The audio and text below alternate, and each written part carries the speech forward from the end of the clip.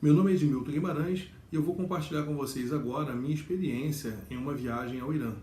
Em 2010, eu trabalhava na Presidência da República, na diretoria de telecomunicações. Para essa viagem, fomos enviados eu e o César Pinto para compor a equipe que faria a precursora da viagem do presidente Lula.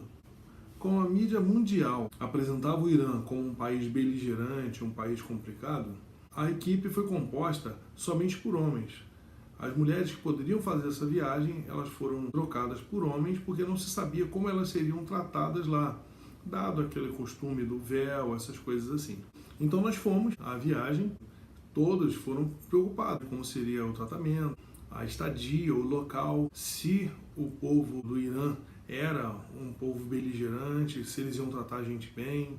Chegamos lá, nos deparamos com uma língua que ninguém conhecia, as placas dos carros com números que pareciam um desenho, as coisas que nós compramos, a nota vinha tudo em farsi, né? Então foi bastante complicado para a gente, sabe? O costume, choque da nova cultura. Durante a viagem, o César Pinto me disse que ele estava levando uns livros de logosofia para doar a uma biblioteca em Teherã. Eu achei aquilo estranho, porque eu nunca tinha visto ninguém fazer aquilo, e levar livros de um país para o outro para doar. Mas, tudo bem, vamos lá. Eu falava inglês, o César falava alguma coisa também, então mas eu fui para ajudar, para dar o suporte, né? E nós conversamos com o nosso motorista, que falava inglês, e ele, sabendo do que o César queria, levou a gente na maior biblioteca de Teherã. Era a Biblioteca Nacional do Irã, uma biblioteca gigante, parecia muito mais uma universidade do que uma biblioteca.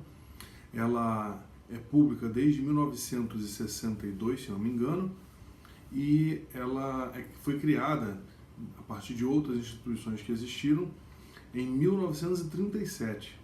Chegando lá, ele fez contato com um senhor, que acredito que seja um diretor, não sei o nome do cargo, e ele veio nos atender. O César foi entregar os livros, ele fez assim com a mão. Nós não entendemos muito bem o que foi aquele gesto, o porquê, mas tudo bem, ele pediu que a gente acompanhasse ele. Então nós começamos um tour pela biblioteca.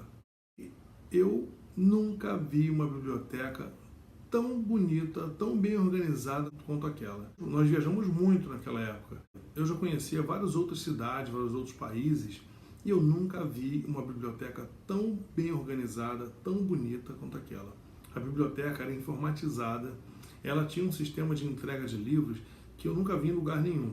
Ela tinha um computador, a pessoa fazia o pedido e chegava aqui direitinho para a pessoa através de uma esteira muito interessante, local limpo, bonito, organizado, com muita gente estudando, todo mundo em silêncio, muito, muito, muito bem organizado. Depois de conhecermos quase toda a estrutura, ele levou a gente numa sala, que era uma sala cofre.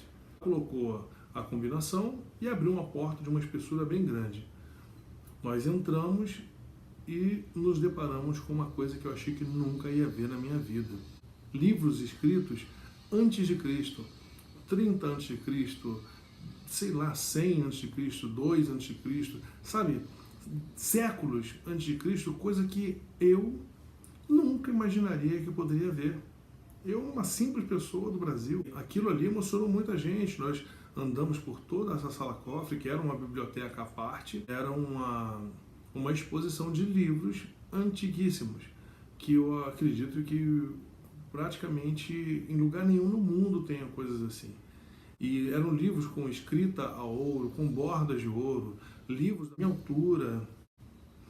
Eu fiquei fascinado com aquilo, foi fantástico. Nós nos emocionamos muito, porque eu acredito que menos de 1% da população mundial já teve a oportunidade de entrar naquela sala. E aí a gente vê, né, com um país com uma cultura muito mais antiga que a cultura ocidental, às vezes é invadido por um país ocidental se julgando defensor da democracia e vai lá e destrói as relíquias deles, ou os acervos deles. Então, por isso, eu acredito que está numa sala cofre para evitar a pilhagem, evitar a destruição e evitar que tentem apagar a história e a importância que o Irã, a Pérsia, teve para a história. Quando nós saímos de lá, ele levou a gente até a entrada de novo, né? E aí, quando chegou na entrada, ele falou assim: agora eu posso receber o livro de vocês. O que ficou claro para mim foi que ele queria que nós tivéssemos a segurança de que os livros que estávamos doando, na verdade o César, estariam em boas mãos, seriam bem cuidados. Ele disse que os livros seriam catalogados e colocados à disposição de quem quisesse utilizar. E isso, para a gente, foi fantástico, né? E eu que não tinha nada a ver com logosofia, também me emocionei bastante. Saímos dali, a gente, quando entrou no carro, a gente chorou muito de emoção, porque foi uma coisa assim que nos impactou muito. E acredito de verdade que qualquer pessoa que fosse ao Irã com essa imagem ruim que tinha e passasse por essa experiência também se emocionaria. Depois disso, nós andamos pela cidade, fizemos algumas outras coisas, né? E vimos também, só para poder desmistificar a impressão que nós tínhamos, nós tivemos algumas outras experiências. Eu posso contar mais duas. Uma que a gente estava perdido numa rua, não sabia como chegar ao hotel. E aí, cruzando com um senhor que vinha passando, e eu perguntei para ele, tentei perguntar em inglês, né, com o cartãozinho do hotel, como é que eu fazia para chegar nesse endereço. Ele respondeu alguma coisa em farsi, que eu não sabia como é que era, e ele voltou o caminho que ele estava fazendo para levar a gente. E nos levou até a porta do hotel.